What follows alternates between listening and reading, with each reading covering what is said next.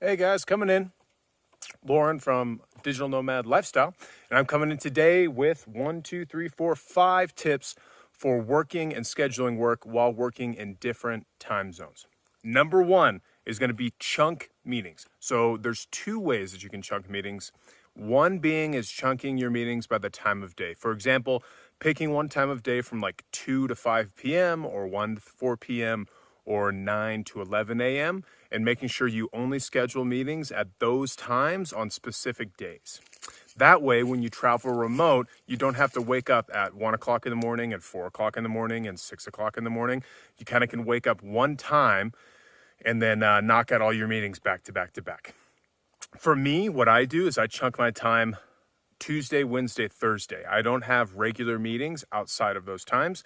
That way, when I'm remote, I know Monday, Friday, I can be a little more flexible with my schedule. And then also, if I go to China or when I was in Turkey, I only had to get up once and then I could knock out 2 or 3 meetings and I wouldn't have to wake up 3 or 4 times in the middle of the night.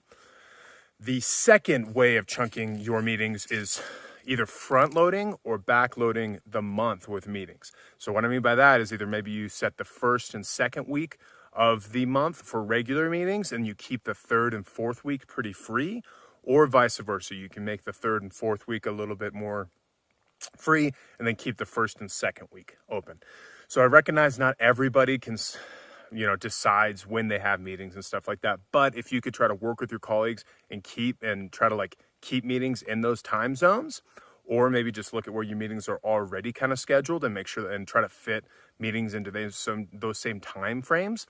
That helps out a lot. I know that helped me a lot, especially in China. China was crazy. It's like a 12-hour time difference.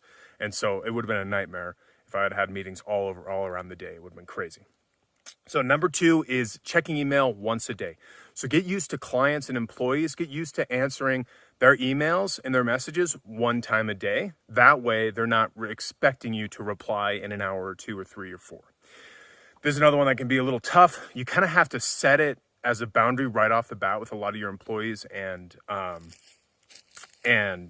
clients, because generally they're probably not going to like that too much.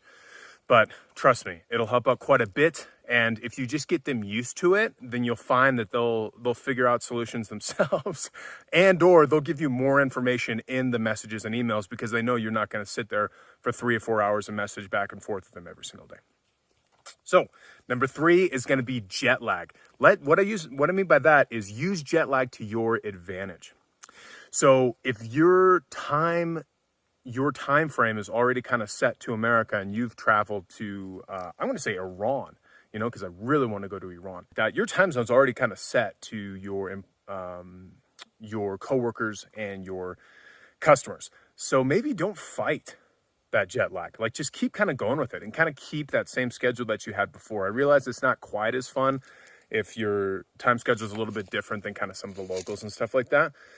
But it can work pretty well, at least for like the first couple days or the first week. That way you can kind of get your bearings and you're already working kind of the same time as before. And, if you don't tell your employees or clients, you'd be surprised how many employees, clients, coworkers don't even know that you're gone if you don't say anything. So number 4 is going to be using Google Calendar's time zones. Within Google Calendars, you can change the settings.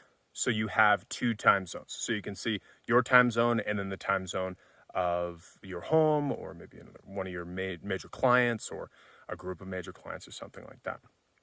That's huge for me. I use it even when I'm in Denver because I have a couple clients on the West Coast, which isn't far. It's only an hour difference, but I'm an idiot. And so I forget which way it works all the time. And so I just have 2 times right there so I can see real quickly. Okay, it is 10 o'clock in Denver and obviously right now in Istanbul, it's, 8 p.m. or something like that. Okay, killer. So we just schedule a time. Bam. That'll help you out quite a bit. I'll put some notes in the blog post, some directions on how to do that as well if you guys want to check out the blog post. So number 5 is pretty self-explanatory. Travel north and south. Don't travel east and west. So what I mean by that is the more you travel north and south, and the less you travel east and west, the less you have to deal with time zone differences. For me, being in America, I can go to South America. I can go to countries that are super different from America, and I can experience some crazy stuff, and the time zone differences may be 2 or 3 hours different, which really isn't that big of a deal at all. So those are my 5 tips right there. Number 1, chunk meetings. Number 2, email once a day. Number 3, jet lag, but make it work for you. Number 4 is Google Calendar. And then number 5 is try to stay in the same time zone. Try to travel north and south, not east and west. This is Lauren with Digital Nomad Lifestyle, official Digital Nomad Lifestyle on Instagram, Digital Nomad Lifestyle on YouTube, and we have a Facebook group, then digitalnomadlifestyle.com for the website. All right, till next time.